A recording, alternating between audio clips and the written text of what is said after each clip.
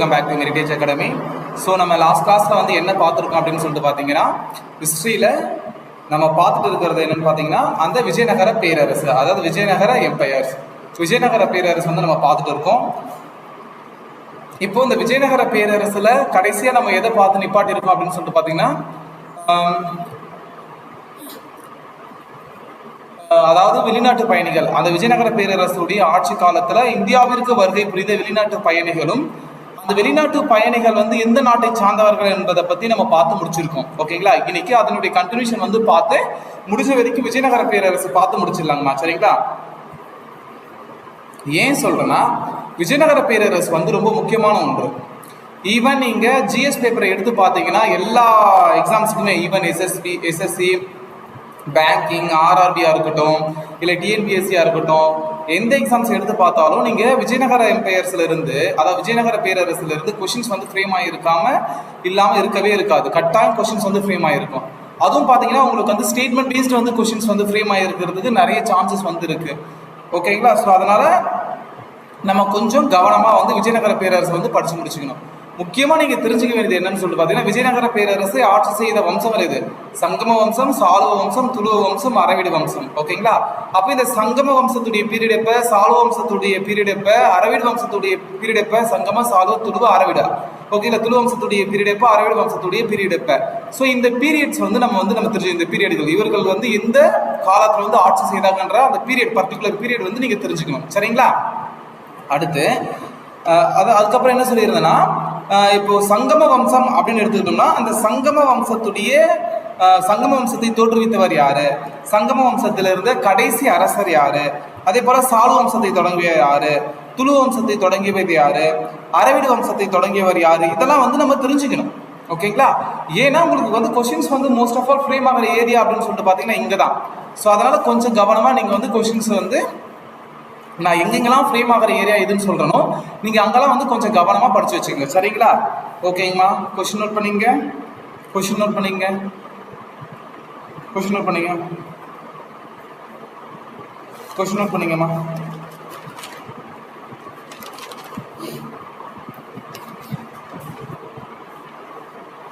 விஜயநகர அரசும் பாமினி அரசும் எந்த பகுதியை கைப்பற்றுவதற்கு அதிகம் விரும்பினார்கள்? அதாவது விஜயநகர பேரரசும் பாமினி பேரரசும் பர்டிகுலரா ஒரு பிளேஸை வந்து கைப்பற்றியே ஆகணும்னு சொல்லிட்டு இரண்டு பேருக்கும் மிகப்பெரிய போர் வந்து நடக்க ஆரம்பிக்குது. அது எந்த பகுதி அப்படின்னு சொல்லிட்டு பாத்தீங்கன்னா ரெய்ப்பூர். ஓகேங்களா? அப்போ விஜயநகர பேரரசு மற்றும் பாமினி பேரரசு, இந்த இரண்டு பேரரசுகளும் எந்த பகுதியை கைப்பற்றுவதற்கு அதிகம் விரும்பினர் அப்படின்னு சொல்லிட்டு பாத்தீங்கன்னா ரெய்ப்பூர். ஓகேங்களா?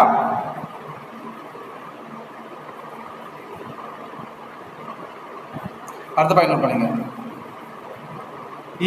இலங்கை அரசிடம் இருந்து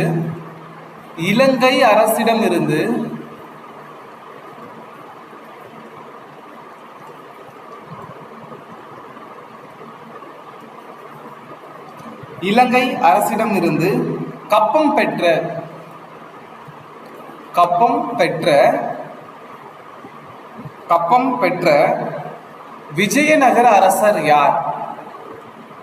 விஜயநகர அரசர் யார்? இரண்டாம் தேவராயர். வெரி இம்பார்ட்டன்டா தெரிஞ்சுக்கணும். இலங்கை அரசிடம் இருந்து அதாவது இலங்கை அரசு விஜயநகர பேரரசிற்கு கப்பம் செலுத்துறாங்க. ஓகேங்களா? இந்த விஜயநகர அரசர்கள்ல யாரு அந்த கப்பத்தை பெற்றார் அப்படின்றதுதான் கேள்வி. இரண்டாம் தேவராயர். ஓகேங்களா? இரண்டாம் தேவராயர். அடுத்த பாயிண்ட் நோட் பண்ணீங்க. சாளுவ நரசிம்மரின் படைத்தளபதி யார்? சாளுவ நரசிம்மரின்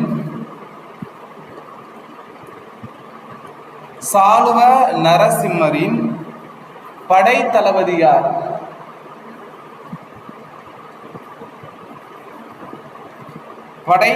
யார்? நரச நாயக்.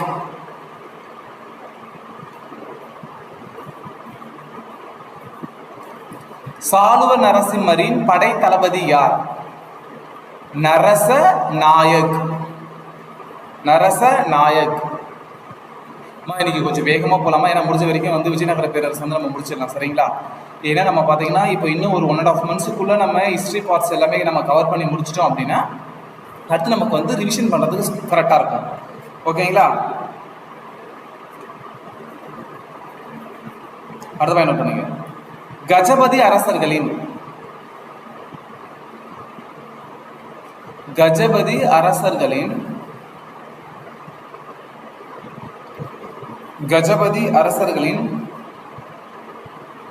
கஜபதி அரசர்களின் வசம் இருந்த, இதற்கான மீனிங் என்ன அப்படின்னா கஜபதி அரசர்களிடம் இருந்த, ஓகேங்களா? அதுதான் வசம்னு சொல்றது. ஓகேங்களா? கஜபதி அரசர்களின் வசம் இருந்த, வசம் இருந்த அப்படின்னா என்னன்னா கஜபதி அரசர்களிடம் இருந்த உதயகிரி கோட்டையை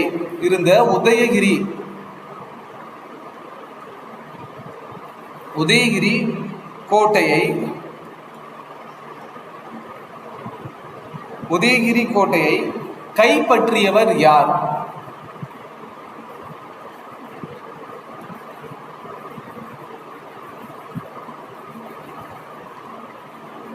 கைப்பற்றியவர் யார்? கிருஷ்ணதேவராயர்.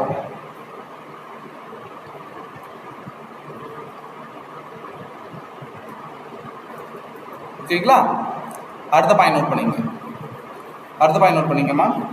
பண்ணிங்க. கிருஷ்ணதேவராயர் தனது வெற்றியின்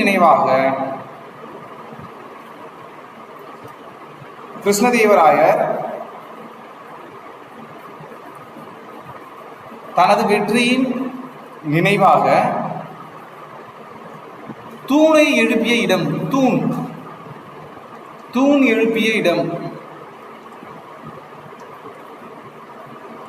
கிருஷ்ணதேவராயர் தனது வெற்றியின் நினைவாக தூண் எழுப்பிய இடம் சிம்மாச்சலம்.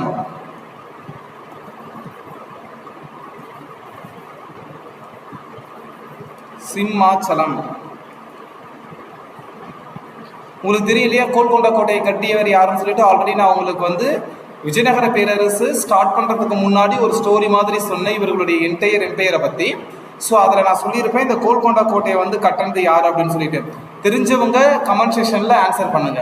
ஏன்னா சரியோ தப்போ நீங்க ஃபர்ஸ்ட் ஆஃப் ஆல் வந்து கமெண்ட் செக்ஷன்ல ஆன்சர் பண்ணும் பொழுதுதான் உங்களுக்கு அந்த தைரியம் வரும். நம்ம தப்பான பதில் நம்ம கமெண்ட் செக்ஷன்ல பண்ணியிருந்தாலும் பரவாயில்ல, அதை நம்ம தெரிஞ்சுக்கலாம், கரெக்ட் பண்ணிக்கலாம், சரிங்களா? கோல்கொண்டா கோட்டையை கட்டியவர் யார்? கோல்கொண்டா கோட்டை வெரி இம்பார்ட்டன்ட். இது ஆல்ரெடி கேட்ட கொஸ்டின். கோல்கொண்டா கோட்டை வெரி ஃபேமஸ் கோட்டை.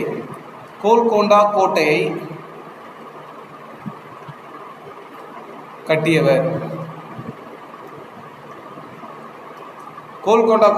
கட்டியவர் ராஜா கிருஷ்ணதேவ்.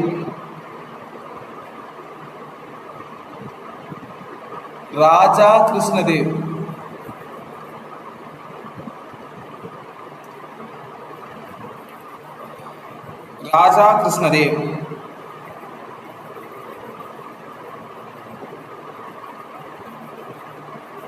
அடுத்த பாயிண்ட் படிங்க.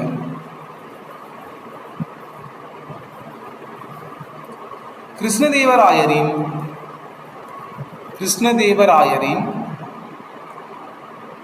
ஆளுமை குறித்து, அவர் எவ்வாறு தனது பேரரசை ஆட்சி செய்கிறார் என்ற ஆளுமையை குறித்து கிருஷ்ணதேவராயர் தனது ஆளுமை குறித்து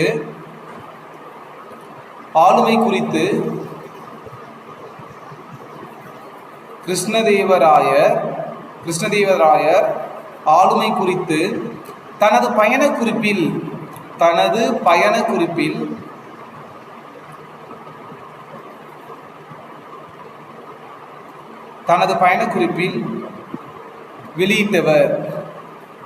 வெளியிட்டவர் யாரு? நூனிஸ் அண்ட் பயர்ஸ்.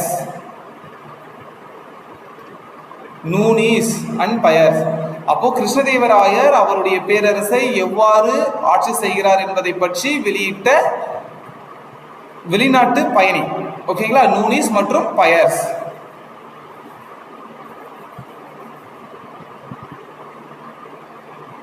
அடுத்த பாயிண்ட் நோட் பண்ணிக்கோங்க.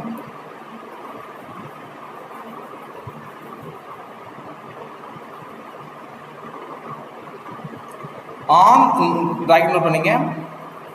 ஆந்திர கவி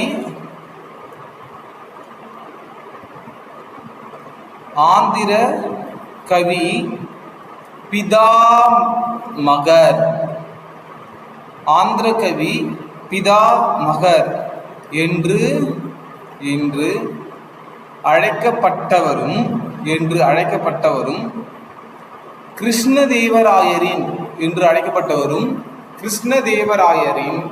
கிருஷ்ணதேவராயரின் அவையை அலங்கரித்த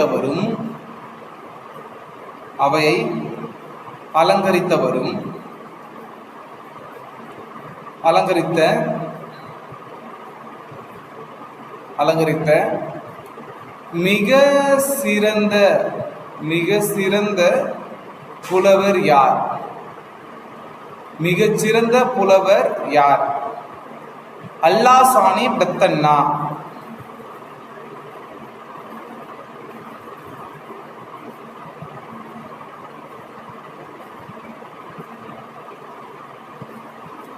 அல்லாசானி பெத்தண்ணா இவர் யார் அப்படின்னு பார்த்தீங்கன்னா ஆந்திர கவி பிதாமகர் என்று அழைக்கப்படுபவர். யாரு? அல்லாசானி பெத்தண்ணா.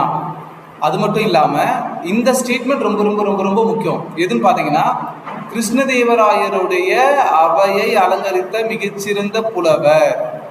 இது வெரி இம்பார்ட்டன்ட். ஓகேங்களா?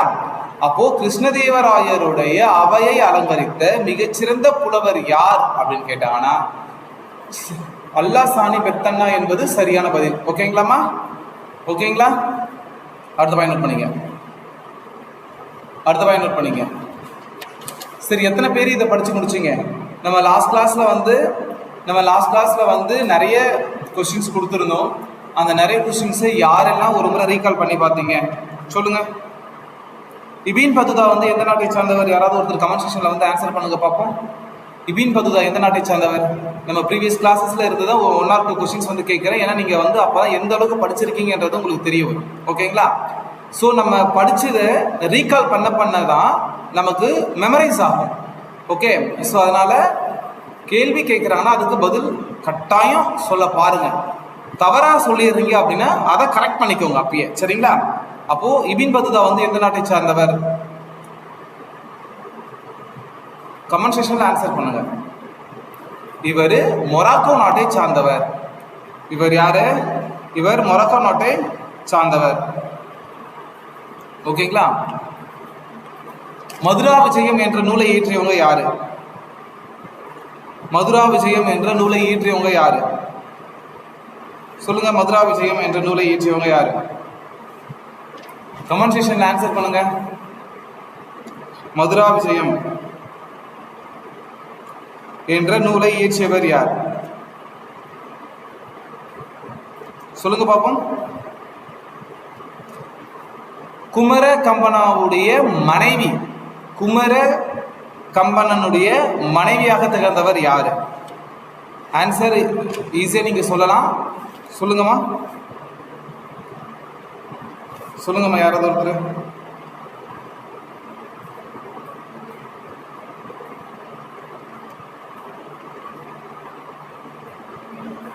அடுத்த பாயிண்ட் சொல்லுங்க.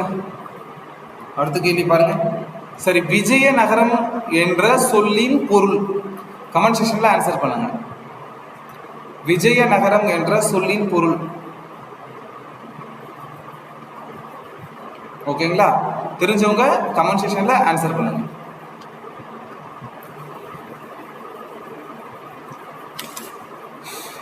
ஓகேவா? இப்போ நம்ம மறுபடியும் கொஸ்டின் வந்து கண்டினியூ பண்ணுவோம். கிருஷ்ணதேவராயரின் தலைச்சிறந்த சாதனை எது? கிருஷ்ணதேவராயரின் தலைச்சிறந்த சாதனை.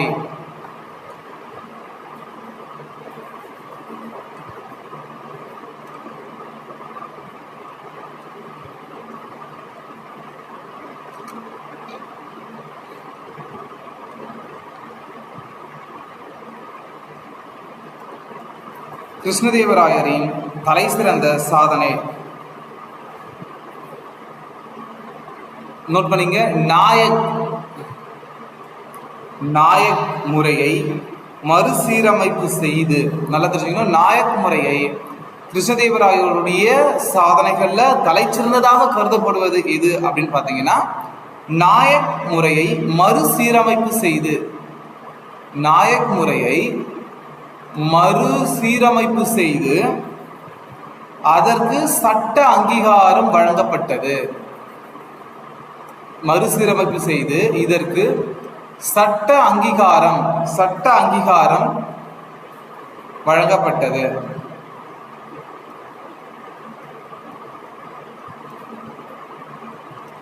சட்ட அங்கீகாரம் வழங்கப்பட்டது.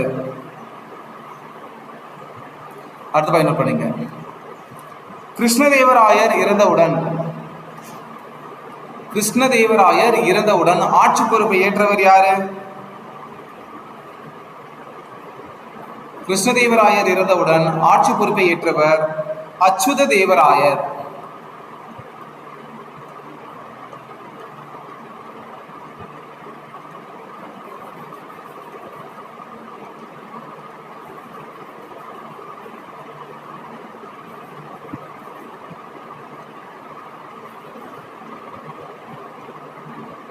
ஓகேங்களா? கிருஷ்ணதேவராயர் இறந்தவுடன் ஆட்சி பொறுப்பை ஏற்றவர் யார்? அச்சுத தேவராயர். அடுத்த பாயிண்ட் பாருங்க. நான் உங்களுக்கு ஆல்ரெடி சொல்லியிருக்கேன், தலைக்கோட்டை போர் வந்து எப்பொழுது நடைபெற்றது அப்படின்னு சொல்லிட்டு, அந்த வருஷத்தை வந்து மறக்கக்கூடாது அப்படின்னு சொல்லிட்டு. அப்போ தலைக்கோட்டை போர் வந்து எப்போ நடந்தது அப்படின்னு சொல்லிட்டு பார்த்தீங்கன்னா 1565 வந்து தலைக்கோட்டை போர் வந்து நடைபெற்றது. இப்பொழுது நான் என்ன உங்ககிட்ட சொல்றேன் அப்படின்னா, தலைக்கோட்டை போரின் வேறு பெயர் என்று, தலைக்கோட்டை போரின் வேறு பெயர், தலைக்கோட்டை போரின் வேறு பெயர்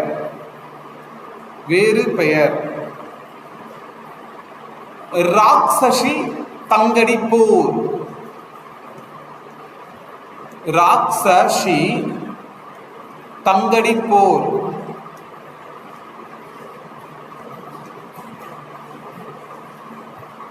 ஓகேங்களா? தங்கடி போர். அப்போ தலைக்கோட்டை போர் எப்போது நடைபெற்றது அப்படின்னு சொல்லிட்டு கேட்டாங்கன்னா 1565 வந்து அதனுடைய பதிலா இருக்கணும். அதே தான் தலைக்கோட்டை போருடைய வேறு பெயர் என்னன்னு கேட்டாங்கன்னா ராக்ஷசி தங்கடி போர்னு சொல்லலாம். அல்லது உங்களுக்கு தலைக்கோட்டை போருடைய இயற்கைக்காம ராக்ஷசி தங்கடி போர் எந்த ஆண்டு நடைபெற்றது அப்படின்னு கேட்டாங்கன்னா 1565 என்றது வந்து அதனுடைய பதில். ஓகேங்களா? 1565. ஓகேங்களா? அடுத்த பாயிண்ட் நோட் பண்ணிங்க. இப்போ இந்த தலைக்கோட்டை போருக்கு தலைமை ஏற்றவர் யாரு அப்படின்னு நோட் பண்ணிங்க. இங்கே கொஞ்சம் அப்பதான் மறக்காது, படிக்கும்போது அது கூட இன்டர்லிங்க்ல இருக்க எல்லாத்தையும் நம்ம படிச்சிட்டோம்னா அந்த பாயிண்ட் அது ரிலேட்டடா இருக்கிறது எல்லாமே நமக்கு கோர்வையை மனசுக்குள்ள வச்சுக்கலாம். அப்போ தலைக்கோட்டை போர் 1565 நடைபெற்றது. தலைக்கோட்டை போருடைய வேறு பெயர் வந்து ராக்ஷசி தங்கடி போர். தலைக்கோட்டை போருக்கு தலைமை ஏற்றவர் யார்? ராணா ராஜா.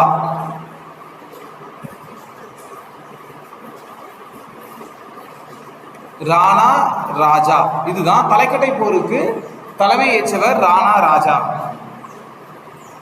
ஓகேங்களா? அடுத்து நம்ம பார்க்க போறது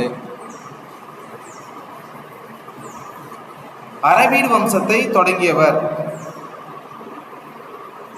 அரவீடு வம்சத்தை தொடங்கியவர்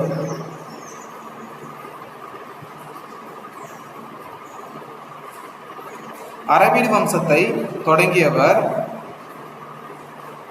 ராமராயன். தொடங்கியவர் ராமராயன். பிராக்கெட் வேணா போட்டுங்க. இயர் 1570. அரவீடு வம்சத்தை தொடங்கியவர் நோட் பண்ணிக்கோங்க. அரவீடு வம்சத்தை தொடங்கியவர் ராமராயன். எப்போன்னு பார்த்தீங்கன்னா 1570. இவர் யார் அப்படின்னு பார்த்தீங்கன்னா ராம ராஜாவுடைய சகோதரர் ஆவர். இவர் பேர் நல்லா நோட் பண்ணிக்க, ராமராயன். இவர் யாருன்னா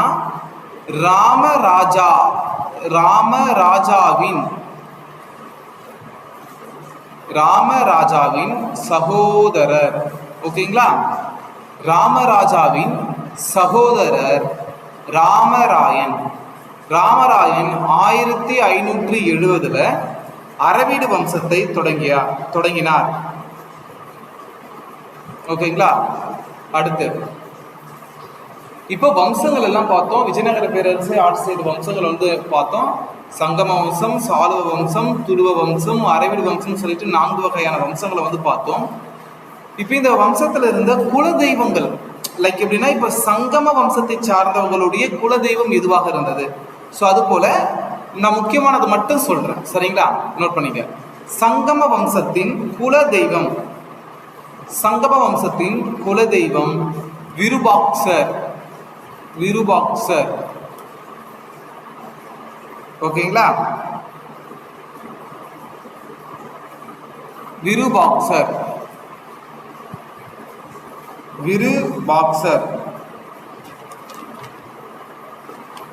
சங்கம வம்சத்தின் குலதெய்வம் விருபாக்சர்.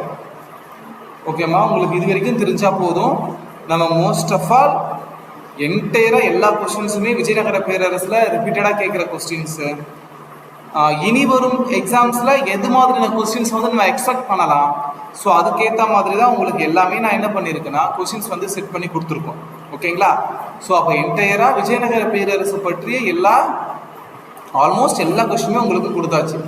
இதை தவிர்த்து கொஸ்டின்ஸ் வந்து வெளியே ஃப்ரேம் பண்ணி எடுக்கிற மாதிரி சான்சஸ் ரொம்ப கம்மி தான். ஓகேங்களா? ஸோ அதனால கொடுத்துருக்க நோட்ஸை கொஞ்சம் கவனமாக படித்து வச்சுக்கோங்கம்மா, சரிங்களா? ஏன்னா ரொம்ப ரொம்ப முக்கியம் விஜயநகர பேரரசு. இப்போ அடுத்து நம்ம பார்க்க போகிறது என்னன்னு பார்த்தீங்கன்னா, விஜயநகர பேரரசுக்கு அப்புறம் பாமினி பேரரசு. ஓகேங்களா? விஜயநகர பேரரசுக்கு அப்புறம் நம்ம பார்க்க போகிறது பாமினி பேரரசு. நோட் பண்ணிங்கம்மா.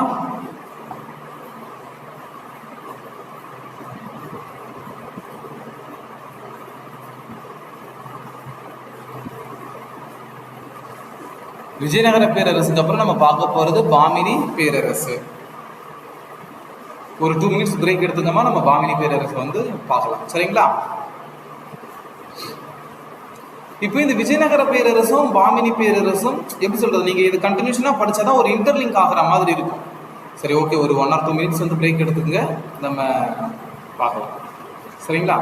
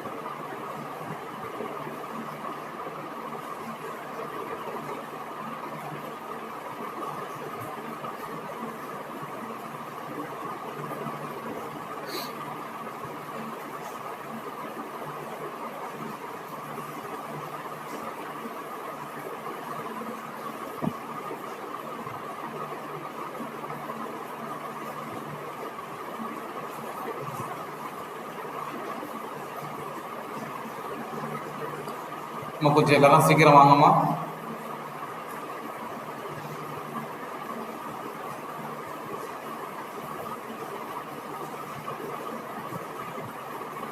சீக்கிரம் வாங்கம்மா.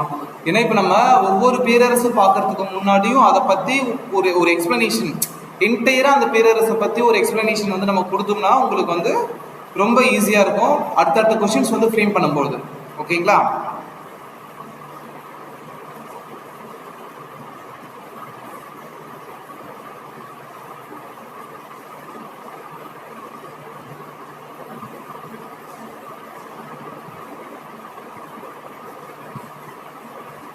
சரிம்மா.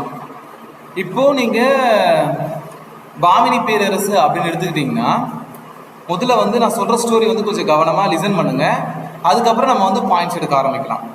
பொதுவாக கிபி 14ஆம் நூற்றாண்டுகள்ல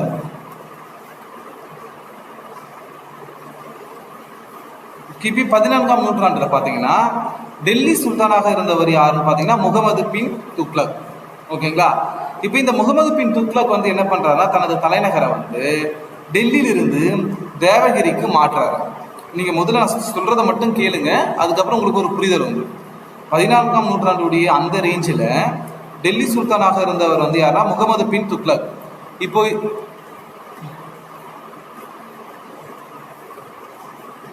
முகமது பின் துக்ளக், ஓகேங்களா? இப்போ இந்த முகமது பின் துக்ளக் என்ன பண்றாருன்னா தனது தலைநகரை வந்து எங்கிருந்து எங்க மாற்றுறாரு, டெல்லியிலிருந்து தேவகிரிக்கு வந்து மாற்றுறாரு. டெல்லியிலிருந்து தேவகிரிக்கு வந்து மாற்றுறாரு. இதனால அந்த தக்கான பகுதியில டெல்லியுடைய ஆதிக்கம், அந்த டெல்லியுடைய ஆதிக்கம் வந்து டெல்லி சுல்தான்களுடைய ஆதிக்கம் வந்து அதிகரிக்கிறது. ஆனா துக்ளக்கின் கடுமையான மற்றும் குழப்பமான ஒரு நிர்வாக கொள்கைகள் வந்து இந்த தக்காணத்துல இருக்கிற அந்த துருக்கிய மக்கள் கிட்டையும் ஆப்கானிய பிரபுக்கள் கிட்டையும் மிக கடுமையான கோபத்தை வந்து ஏற்படுத்துது. என்ன சொல்ற நல்லா புரிஞ்சுக்க. 14ஆம் நூற்றாண்டுடைய செஞ்சுரியில, அதாவது 14th செஞ்சுரியில முகமது பின் துக்ளக் வந்து தனது தலைநகரை டெல்லியிலிருந்து தேவகிரிக்கு மாத்துறாரு. அப்படி மாற்றும் போது தக்கான பகுதியில இந்த டெல்லியினுடைய ஆதிக்கம் வந்து அதிகரிக்க, டெல்லி சுல்தான்களுடைய ஆதிக்கம் வந்து அதிகரிக்க ஆரம்பிக்குது.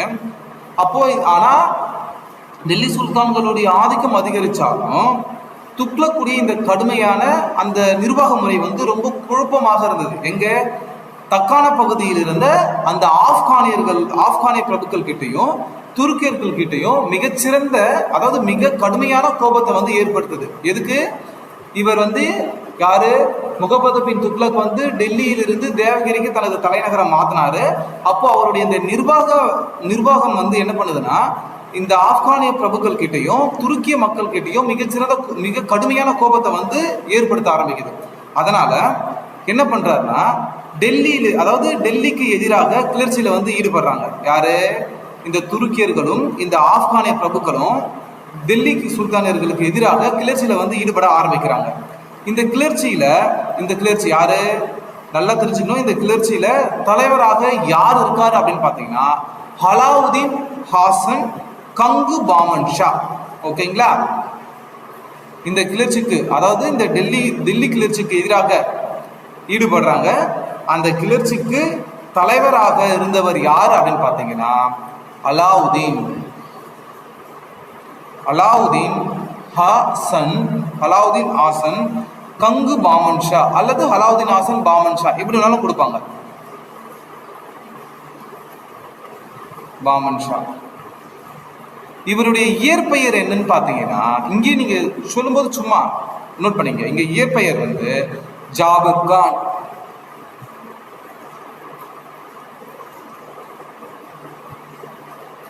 இவருடைய இயற்பெயர் ஜாபர் கான். ஓகேங்களா? இப்போ அலாவுதீன் ஹாசன் கங்கு பாமன் ஷா வந்து என்ன பண்றாருன்னா தலைவராக தேர்ந்தெடுக்கிறாங்க. டெல்லி படைகளை வந்து என்ன பண்றாங்கன்னா முறியடிக்கிறாரு. எப்போ 1347ல டெல்லி படையை முறியடிச்சு ஆகஸ்ட் மாசம் 3 1347 ஆகஸ்ட் மாசம் 3 அன்னைக்கு அவர் என்ன பண்றாரு, தன்னை ஒரு தனி சுல்தானாக அறிவித்து கொண்டு யாரு பாமினி பேரரசை தோற்றுவிக்கிறாரு. ஓகேங்களா? அப்போ பாமினி வம்சத்தை தோற்றுவித்த முதல் மன்னர் இவர் தான். ஓகேங்களா? அதாவது நல்லா தெரிஞ்சுக்கணும், பாமினி பேரரசு 14ஆம் நூற்றாண்டுல நல்லா எப்படி பாமினி பேரரசு உருவாச்சு அப்படின்றத நான் சொல்றேன். 14ஆம் நூற்றாண்டுல டெல்லியுடைய சுல்தானாக இருந்தவர் யாருன்னா முகமது பின் துக்ளக். அவர் என்ன பண்றாரு, தனது தலைநகரை டெல்லியிலிருந்து தேவகிரிக்கு மாற்றாரு. அப்போ அங்க நிர்வாக சீர்கேடு நடைபெறுது. அப்போ என்ன பண்றாருன்னா துருக்கிய பிரபுக்களும் ஆப்கானிய பிரபுக்களும் மிக கோபம் அடைகிறாங்க. ஓகேங்களா? அப்போ என்ன பண்றாங்க அப்படின்னு பாத்தீங்கன்னா இந்த டெல்லி கிளர்ச்சிக்கு எதிராக ஈடுபட ஆரம்பிக்கிறாங்க. அப்போ அந்த கிளர்ச்சிக்கு தலைமை தாங்கியவர் யாருன்னா அந்த அலாவுதீன் ஹாசன் கங்கு பாமன் ஷா. இவருடைய இயற்பெயர் வந்து நல்லா தெரிஞ்சுங்க, ஜாபர் கான். நான் ஸ்டோரி வந்து திருப்பி சொல்றதுக்கு காரணம் அதாவது அட் பிகினராக இருந்தாலும் சரி, இதுக்கு முன்னாடி திருப்பி படிச்சிருந்து கொஞ்சம் எக்ஸ்பீரியன்ஸ்டு பர்சனாக இருந்தாலும் சரி, ஸ்டோரி வந்து கொஞ்சம் கவனமாக நீங்கள் உள்வாங்கிக்கணும். ஏன்னா கொஸ்டின்ஸ் வந்து இப்படி தான் ஃப்ரேம் ஆகும். ஓகேங்களா? ஏன்னா உங்களுக்கு அந்த கோர் பண்ணுறது வந்து அப்போ தான் உங்களுக்கு தெரிய வரும், அந்த கண்டினியூட்டி. சரிங்களா?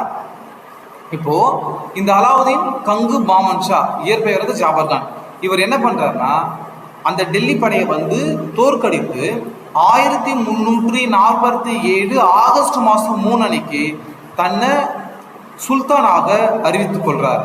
அப்ப இவரு தான் பாமினி பேரரசை தோற்றுவித்த முதல் மன்னர். ஓகேங்களா? புரியுதுங்களா? என்ன சொல்றது புரியுதுங்களாமா? அப்போ முதல்ல இந்த பாயிண்ட் மட்டும் எழுதிட்டு மற்றதை அடுத்து பார்க்கலாம். நோட் பண்ணுங்க. பாமினி பேரரசை தோற்றுவித்தவர், இது வரைக்கும் ஃபர்ஸ்ட் எழுதுவோம், அதுக்கப்புறம் மற்றதை பார்க்கலாம். பாமினி பேரரசை தோற்றுவித்தவர், பாமினி பேரரசை தோற்றுவித்தவர் அலாவுதீன் ஹசன் அல்லது அலாவுதீன் கங்கு பாமன் ஷா. அலாவுதீன் கங்கு பாமன் ஷா, இயற்பெயர் நோட் பண்ணிக்க ஜாபர் கான். ஜாபர் கான், ஜாபர் கான். பாமினி பேரரசுடைய பீரியட் நோட் பண்ணிக்க. பாமினி பேரரசுடைய காலம் 1347 முதல் 1526 1526. பாமினி பேரரசு தோற்றுவிக்கப்பட்டது. பாமினி பேரரசுடைய தலைநகரம் எதுன்னு பார்த்தீங்கன்னா குல்பர்கா. பாமினி பேரரசின் தலைநகரம் குல்பர்கா. குல்பர்கா. அடுத்த பாயிண்ட் நோட் பண்ணீங்க. பாமினி பேரரசில் இரக்கமற்றவராக இருந்த அரசர் யார்? இரக்கமற்றவர் அப்படின்னா ஒருத்தர் கொலை செய்வதற்கும் பாவங்கள் செய்வதற்கும் கொஞ்சம் கூட தயங்க மாட்டாங்க. ஸோ அவங்க தான் இரக்கமற்றவர்கள். நன்மையை செய்வதற்கு யோசிப்பவர்கள், நன்மையே செய்ய மாட்டாங்க. ரொம்ப இரக்கமற்றவர்கள்லாம் ரொம்ப அவங்கள வந்து கொடுமை செய்கிறவங்க. ஓகேங்களா? அப்போ நல்லா நோட் பண்ணீங்க. பாமினி பேரரசில் இரக்கமற்றவராக இருந்த அரசர் யார்? பாமினி பேரரசில் இரக்கமற்றவராக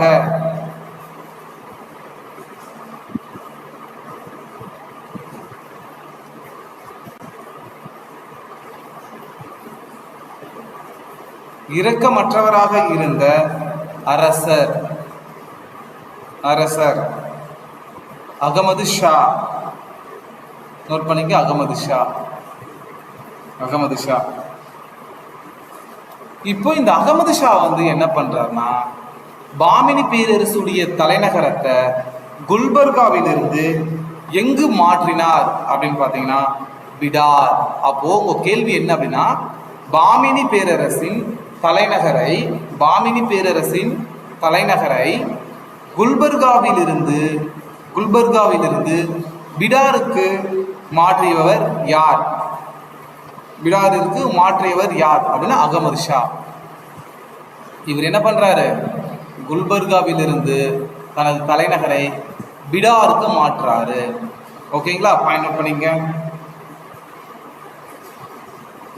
அடுத்த பாயிண்ட் நோட் பண்ணீங்க. மூன்றாம் முகமது ஷாவின்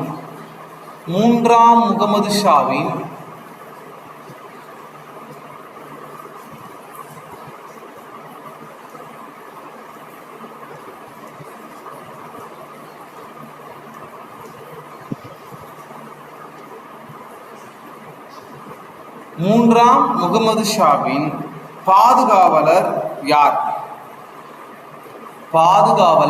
வெரி இம்பார்ட்டன்ட். பாதுகாவலர் யார்? முகமது கவான். இதெல்லாம் டைரக்ட் ஃபேக்ட்மா. முகமது கவான் பாமினி பேரரசில்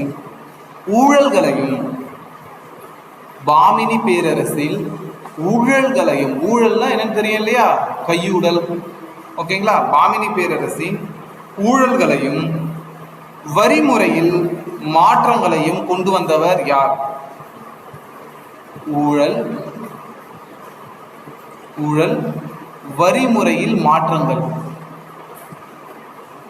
வரிமுறையில் மாற்றங்களையும் கொண்டு வந்தவர் யார்? முகமது கவான். இவர் தான். ஓகேங்களா, முகமது கவான். அடுத்து இப்போ நான் வந்து பாமினி பேரரசை பற்றி நோட்ஸ் எடுக்கும்போது அவங்க வந்து அந்த ஒரு புக்கில் பாக்ஸ் கண்டென்ட்டில் கொடுத்துருந்தாங்க. அதை நீங்கள் நோட் பண்ணிங்க. ஏன்னா இதெல்லாம் வந்து டேரக்ட் கொஸ்டினாக ஜிஎஸ்ல வந்து கேட்கறதுக்கு சான்சஸ் இருக்கு. ஓகேங்களா, நோட் பண்ணிங்க சைடில். முணுமுணுக்கும் அரங்கம் எங்குள்ளது?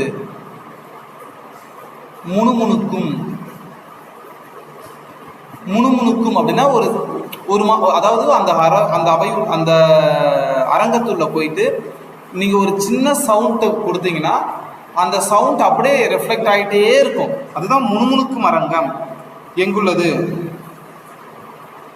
ஓகேங்களா, முணுமுணுக்கும் அரங்கம் எங்குள்ளது. இது வந்து ஒரு பாக்ஸ் கண்டென்ட்ல கொடுத்துருந்தாங்க, நீங்க அதை நோட் பண்ணிக்கணும். முணுமுணுக்கும் அரங்கம் எங்குள்ளது? பிஜப்பூரில் உள்ள. முணுமுணுக்கும் அரங்கம் எங்க உள்ளது அப்படின்னா பிஜப்பூர்ல இருக்கு. பிஜப்பூரில் உள்ள பர்டிகுலர் பிளேஸ் சொல்றேன் பாருங்க. முணுமுணுக்கும் அரங்கம் எங்க உள்ளது அப்படின்னா பிஜப்பூரில் உள்ள கோல்கும்பாஸ் கட்டிடம். கோல்கும்பா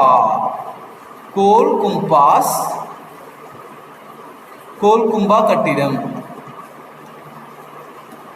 கோல்கும்பா கட்டிடம்.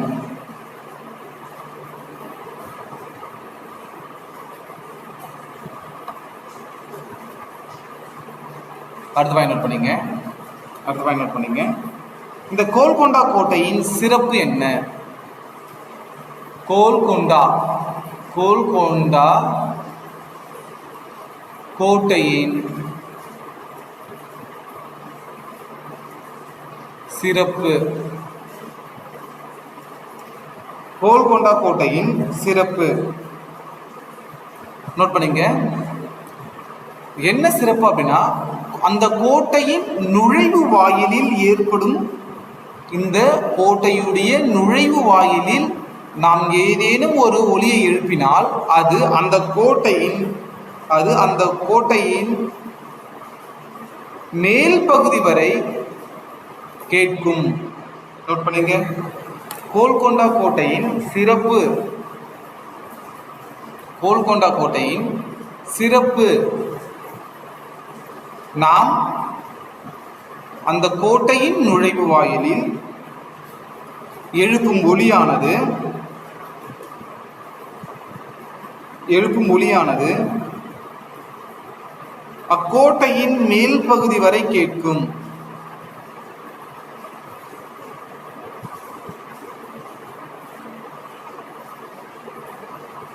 மேல் வரை கேட்கும். அடுத்த என்ன பண்ணீங்க? பாமினி பேரரசின் வீழ்ச்சிக்கு காரணம். பாமினி பேரரசின்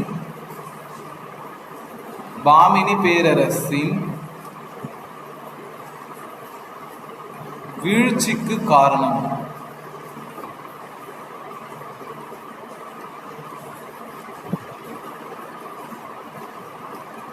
பாமினி பேரரசின் வீழ்ச்சிக்கு காரணம்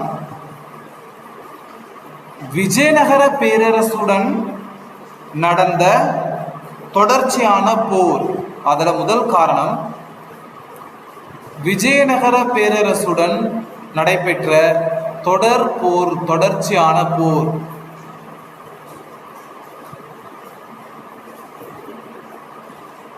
இரண்டு அயல் நாட்டு பிரபுக்களின் கலகம்.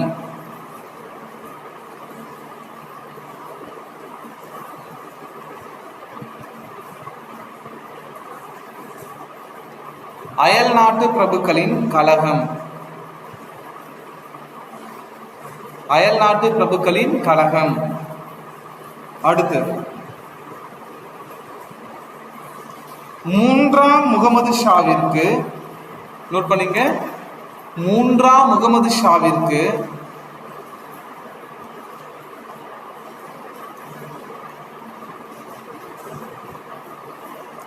மூன்றாம் முகமது ஷாவிற்கு பின் வந்தவர்கள்.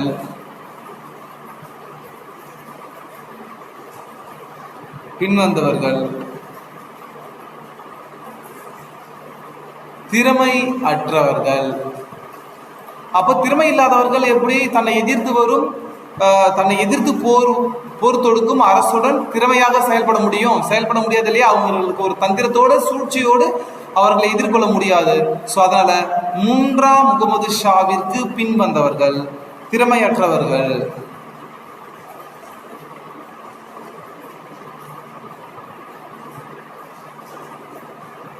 ஓகேங்களா? அடுத்த பாயிண்ட் நோட் பண்ணிக்கமா.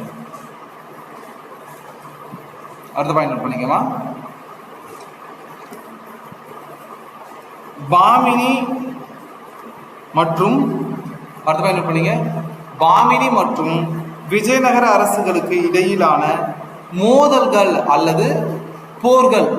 ஓகேங்களா? அப்போ விஜயநகர பேரரசிற்கும் பாமினி அரசிற்கும் இடையே நடைபெற்ற போர்கள் அல்லது மோதல்கள் பற்றிய குறிப்புகள் எந்த மொழியில் உள்ளது?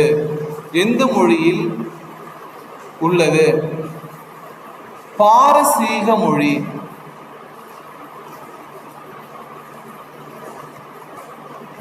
இது என்னன்னு உங்களுக்கு புரியுதா பாருங்களேன்.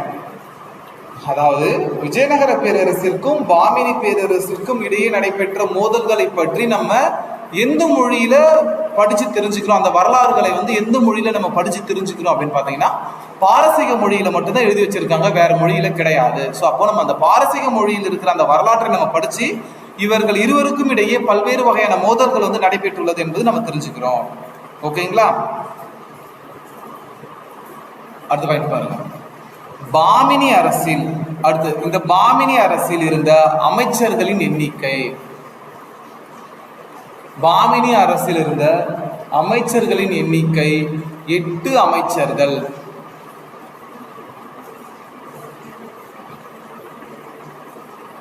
இந்த பாமினி அரசில் இருந்த அமைச்சர்களின் எண்ணிக்கை 8.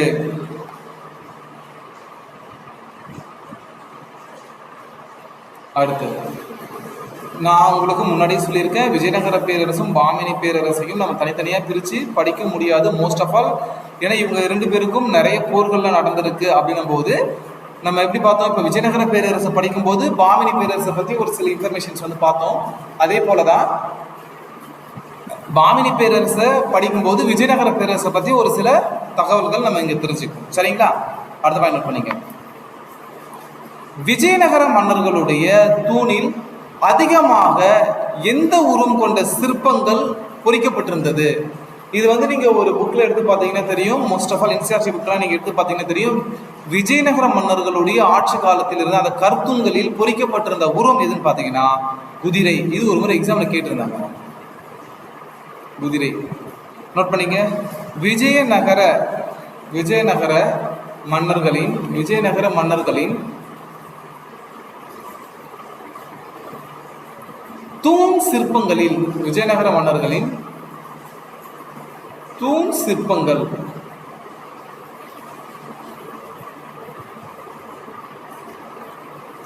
அதாவது என்ன சொல்றேன்னா, விஜயநகர மன்னர்களுடைய ஆட்சி காலத்தில் கட்டப்பட்ட கோவில்கள்ல இருக்க தூண்கள்லாம் நீங்க பாத்தீங்கன்னா அதிகமாக எந்த உருவம் பொறிக்கப்பட்டிருக்கும் அப்படின்னா குதிரை உருவம் பொறிக்கப்பட்டிருக்கும். ஸோ அங்க இதுதான் நான் சொல்றேன்.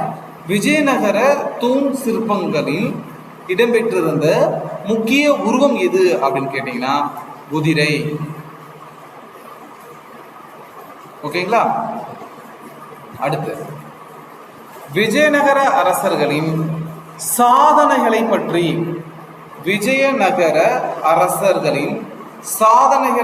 குறிப்பிடும் செப்பேடு எது?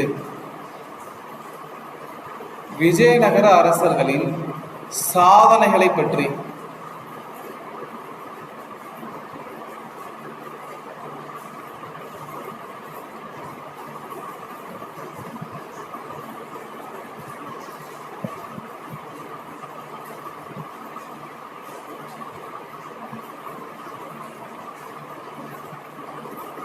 விஜயநகர அரசர்களின் சாதனைகள் பற்றி குறிப்பிடும் செப்பேடு எது?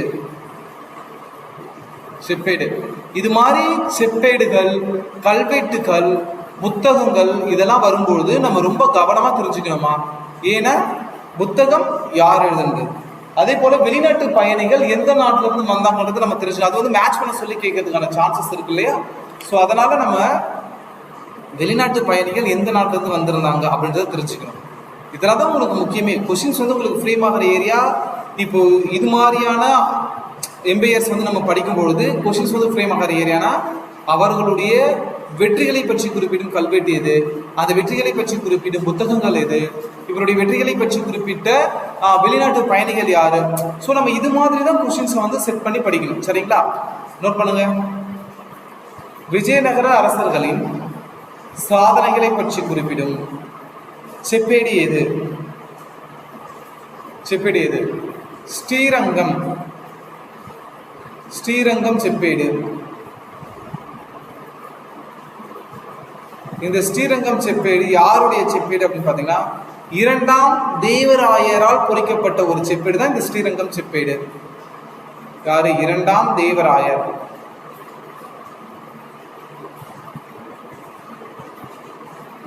நல்லா தெரிஞ்சுக்கணும். இரண்டாம் தேவராயரால் பொறிக்கப்பட்ட செப்பேடு தான் ஸ்ரீரங்கம் செப்பேடு. இந்த ஸ்ரீரங்கம் செப்பேடு யாருடைய வெற்றிகளை பற்றி குறிப்பிடுகிறதுன்னு கேட்டா விஜயநகர அரசர்களின் சாதனைகளை பற்றி குறிப்பிடும் ஒரு செப்பேடு அப்படின்றத நீங்க மறக்க கூடாது. ஓகேங்களா? உங்களுக்கு ஆல்ரெடி தெரியும். கமெண்ட் செக்ஷன்ல யாராவது ஆன்சர் பண்ணுங்க பார்ப்போம். மனு சரிதம் என்ற நூலின் ஆசிரியர் யார்? மனு சரிதம் என்ற நூலின் ஆசிரியர் யார்?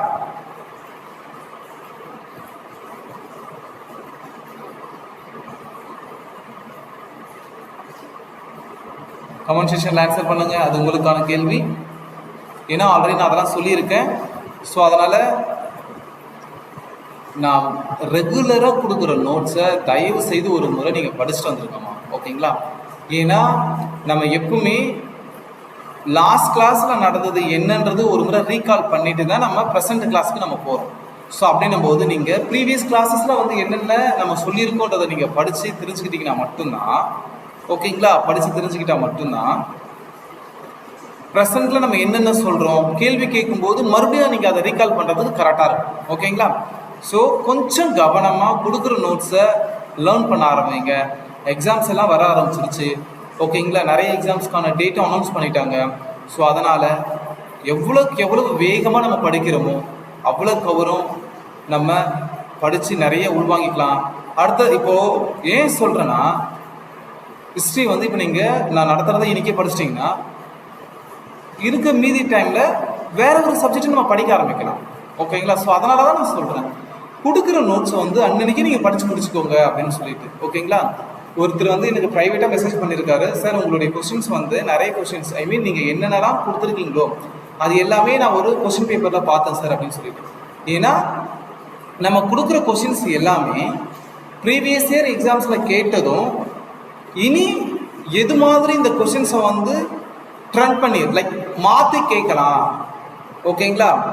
அப்போது ஒரு கொஸ்டின் வந்து இந்த ஏரியாவில் வந்து கேட்டிருக்காங்கன்னா அப்போ அதே ஏரியாவில் வேற எது மாதிரியான கொஸ்டின்ஸ் எல்லாம் கேட்கலாம் அப்படின்றத எல்லாமே நாங்கள் கேதர் பண்ணி தான் உங்களுக்கு நோட்ஸ் கொடுக்குறோம்.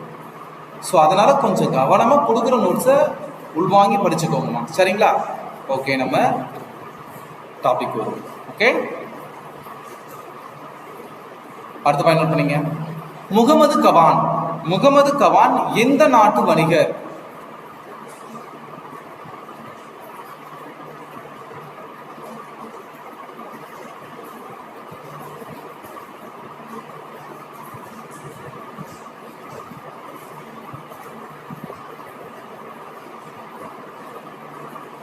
முகமது கவான் எந்த நாட்டு வணிகர்? நோட் பண்ணீங்க. பாரசீகம். அடுத்த பாயிண்ட் பாருங்க. பாமினி அரசில் எத்தனை சுல்தான் அரசிற்கு வந்தது? பாமினி பேரரசில் எத்தனை சுல்தான்கள் அரசிற்கு வந்தது? 14 சுல்தான்கள் பாமினி பேரரசில் இணைக்கப்பட்டது அல்லது வந்து இதனால் நோட் பண்ணிங்க, ஒன்றும் பிரச்சனை இல்லை. ஆன்சர் வந்து 14 இருந்தது. ஒரு பாமினி பேரரசில் இணைக்கப்பட்ட சுல்தான்களின் எண்ணிக்கை 14 சுல்தான்கள் அரசிற்கு வந்தது அப்படின்னு தெரிஞ்சா மட்டும் போதும். அடுத்த பாயிண்ட் நோட் பண்ணிங்க.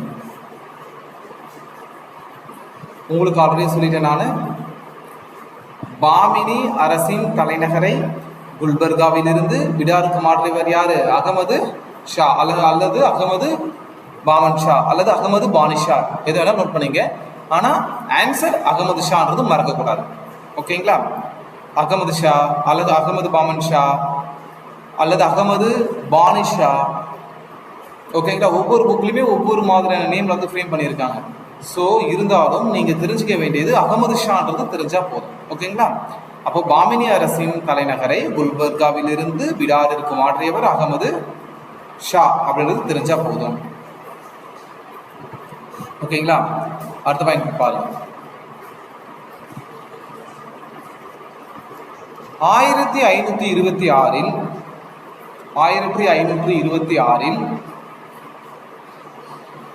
1526 பாமினி அரசு எத்தனை சுல்தானியங்களாக இருந்தது? எத்தனை சுல்தானியங்களாக இருந்தது? பாமினி அரசில் 1526 எத்தனை சுல்தானியங்களாக இருந்தது? 5. அதுக்கப்புறம் தான் எத்தனை சுல்தான்களாக இந்தியாவிற்கு பாமினி அரசிற்கு வந்தது? 14 சுல்தான்கள். அப்போ ஃபர்ஸ்ட் 5 இருந்தது, அதுக்கப்புறம் 14 சுல்தான்களாக இருந்தது. சரிங்களா? அடுத்து நம்ம கொடுக்க போறது வெரி இம்பார்ட்டன்ட். விஜயநகர அரசின் காலத்தில் முதலமைச்சர் எவ்வாறு அழைக்கப்பட்டனர்? விஜயநகர அரசின் காலத்தில் முதலமைச்சர் எவ்வாறு அழைக்கப்பட்டனர்? மகா பிரதானி. Very important. மகா பிரதானி. விஜயநகர அரசுடைய காலத்துல முதலமைச்சரை எவ்வாறு அழைக்கப்பட்டது? மகா பிரதானி. மகா பிரதானி.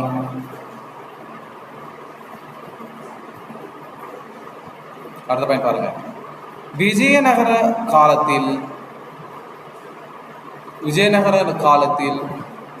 நாடு எவ்வாறு பிரிக்கப்பட்டிருந்தது? நாடு எவ்வாறு பிரிக்கப்பட்டிருந்தது? ராஜ்யா என பிரிக்கப்பட்டிருந்தது. விஜயநகர காலத்தில்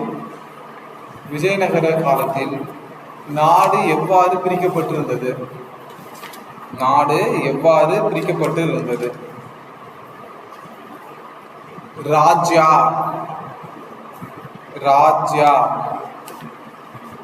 அடுத்த பாயிண்ட் நோட் பண்ணிங்க.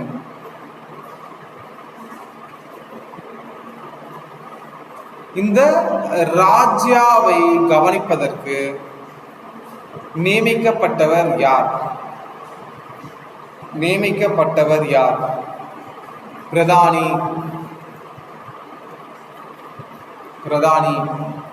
அப்போ நல்லா ஞாபகம் வச்சுங்க, விஜயநகர பேரரசர் நாட்டை எவ்வாறு பிரித்தார்கள் அப்படின்னா ராஜா என பிரித்தார்கள். இந்த ஒவ்வொரு ராஜ்யாவையும் கவனிக்க பிரதானி என்ற அதிகாரியை நியமித்தனர் அப்படின்றது உங்களுக்கு தெரிஞ்சா போதும். ஓகேங்களா? அடுத்த பாயிண்ட் பாருங்க. 1400களில் 1400களில் தமிழக பகுதியில் இருந்த ராஜாக்கள் எத்தனை? தமிழக பகுதிகளில் இருந்த ராஜா எத்தனை?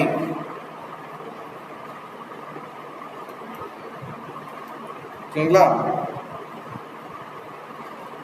இப்போ இந்த ராஜா எவ்வாறு பிரிக்கப்பட்டிருந்தது நல்லா சொல்றது பாருங்க. விஜயநகர பேரரசு பல்வேறு நாடுகளாக பிரிக்கப்பட்டது. அந்த நாட்டை தான் என்னன்னு சொல்றாங்க, ராஜான்னு அழைக்கிறாங்க.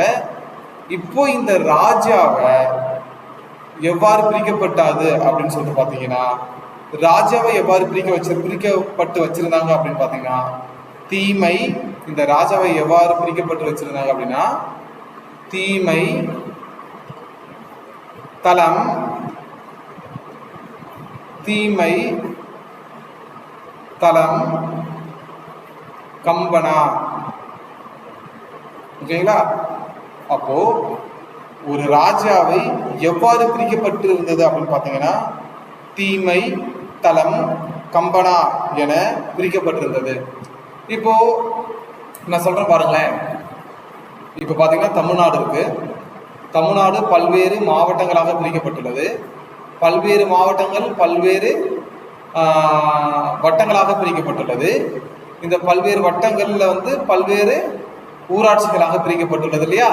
ஸோ அது போலதான் விஜயநகர காலத்திலையும் விஜயநகர மன்னர்களுடைய காலத்திலையும் அவர்களுடைய பேரரசை பல்வேறு ராஜாவாக பிரிச்சாங்க. அந்த ராஜாவை தீமை, தலம், கம்னா அப்படின்னு சொல்லிட்டு பிரிச்சிருக்காங்க. அப்போ அந்த ராஜாவை, இப்போ ஃபார் எக்ஸாம்பிள் பாருங்க, தமிழ்நாட்டை யார் ஆட்சி செய்யறாங்க? முதலமைச்சர். அப்போ மாவட்டத்தை யார் நிர்வகிக்கிறாங்க? மாவட்ட ஆட்சித்தலைவர். ஓகேங்களா? அவங்க இது பண்றாங்க. இப்ப அதே போல பாருங்க, ஒரு வட்டம் எடுத்தோம்னா ஒரு வட்டத்திற்கு யார் அதிகாரியா இருக்கிறாங்க? அலுவலராக யாரு? தாலுக் தாசில்தார் இருக்காங்க. அதே மாதிரி ஊராட்சி சைட்ல பிடிஓ இருக்கிறாங்க. கரெக்டுங்களா? அது போலதான் இங்க இந்த ராஜாவை எப்படி பிரிக்கிறாங்க? தீமை, தலம், கம்பனா அப்படின்னு சொல்லிட்டு பல்வேறு பகுதிகளாக பிரிச்சுக்கிறாங்க. ஓகேங்களா? என்ன சொல்றது புரிஞ்சிருக்குன்னு நினைக்கிறேன். புரியலன்னா கமெண்ட் செக்ஷன்ல ஆன்சர் பண்ணுங்க. நான் மறுபடியும் கூட எக்ஸ்பிளைன் பண்றேன். சரிங்களா? என்ன சொல்றது புரியுதுங்களா? புரியலன்னா கமெண்ட் செக்ஷன்ல ஆன்சர் பண்ணுங்க. நான் மறுபடியும் எக்ஸ்பிளைன் பண்றேன். அடுத்த பாயிண்ட் பாருங்க. நாயக் முறையை அறிமுகம் செய்தவர் யார்?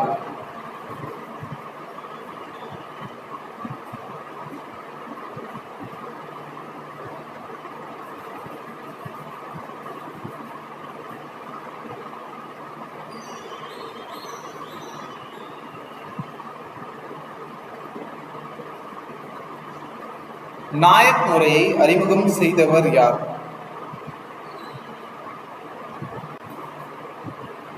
கிருஷ்ணதேவராயர்.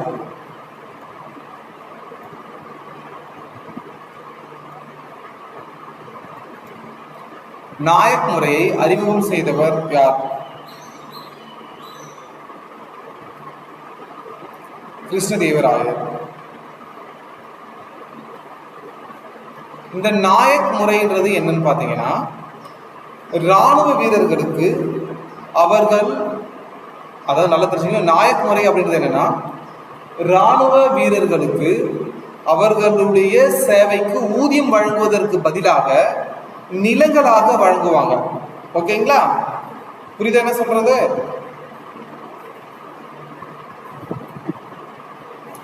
நாயக் முறைனா என்ன? இராணுவ வீரர்களுக்கு அவர்களுடைய சேவைக்கு ஊதியத்திற்கு பதிலாக நிலம் வழங்கும் முறையை தான் நம்ம நாயக் முறை அப்படின்னு சொல்றோம். இது எப்பொழுது தொடங்கப்பட்டது அப்படின்னு பாத்தீங்கன்னா 1500 அல்லது அதற்கு முன் அப்படி போட்டுங்க. நாயக் முறைனா என்னன்னு தெரியும்? இராணுவ வீரர்களுக்கு நிலம் வழங்கும் முறை. இது எப்பொழுது தொடங்கப்பட்டது அப்படின்னு பாத்தீங்கன்னா 1500 அல்லது அதற்கு முன். ஓகேங்களா?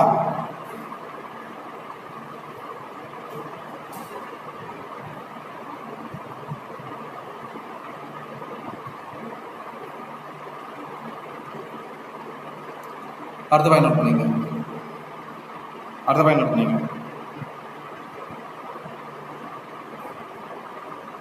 பண்ணிங்க. பாமினி பேரரசு அடுத்த பாயிண்ட் நோட் பண்ணிக்கமா. பாமினி பேரரசு 18 மன்னர்களால், பாமினி பேரரசு 18 மன்னர்களால் 180 ஆண்டுகள் நீடித்தது. அப்போ பாமினி பேரரசு ஒட்டுமொத்தமாக எவ்வளவு மன்னர்கள் வந்து ஆட்சி செய்திருக்காங்க? 18 மன்னர்கள் வந்து ஆட்சி செய்திருக்காங்க. எத்தனை ஆண்டுகள்? 180 ஆண்டுகள். அப்போ ஆல்மோஸ்ட் ஆவரேஜா பாருங்க, ஒரு மன்னருக்கு 10 வருஷம் கூட வச்சுக்கங்க. இல்ல சும்மா இது உங்களுக்கு நான் சொல்றேன் ஆவரேஜா. ஓகேங்களா? நோட் பண்ணீங்க. பாமினி பேரரசு ஓவரால் எத்தனை மன்னர்கள் ஆட்சி செய்திருக்காங்க? பாமினி பேரரசு 18 மன்னர்கள் வந்து ஆட்சி செய்திருக்காங்க. ஓகேங்களா?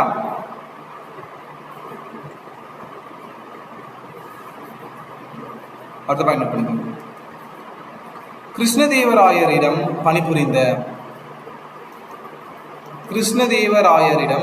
பணிபுரிந்த மிகச்சிறந்த நாயக்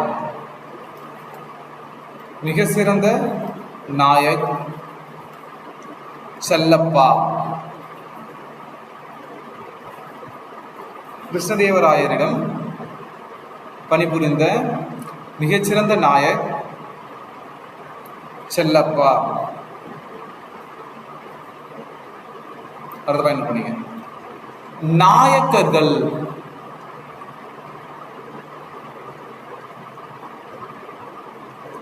நாயக்கர்கள் ஏற்படுத்திய வணிக மையம்.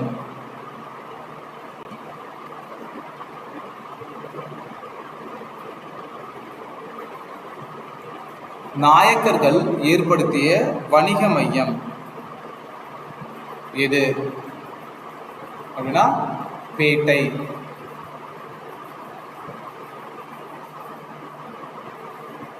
பாமினி பேரரசுடைய ரிமைனிங் வந்து நம்ம நெக்ஸ்ட் கிளாஸ்ல பார்க்கலாமா? ஓகேங்களா? எனக்கு நெக்ஸ்ட் கிளாஸ் வந்து டைம் ஆயிடுச்சு. ஸோ தேங்க்யூமா. உங்களுக்கு டவுட்ஸ் இருந்துச்சுன்னா நீங்கள் கமெண்ட் செக்ஷனில் பின் பண்ணுங்க. உங்களுக்கு டிஸ்கிரிப்ஷனில் நான் ஃப்ரீ கிளாஸஸ்க்கான ரிஜிஸ்ட்ரேஷன் லிங்க் வந்து நான் கொடுக்க சொல்கிறேன். ஓகேங்களா? ஸோ வேணுன்றவங்க ஃப்ரீ கிளாஸஸ்க்கான லிங்கை கிளிக் பண்ணி என்ரோல் பண்ணிக்கோங்கம்மா. உங்களுக்கு என்டையராக எல்லாமே ஃப்ரீ தான். சரிங்களா? தேங்க்யூம்மா.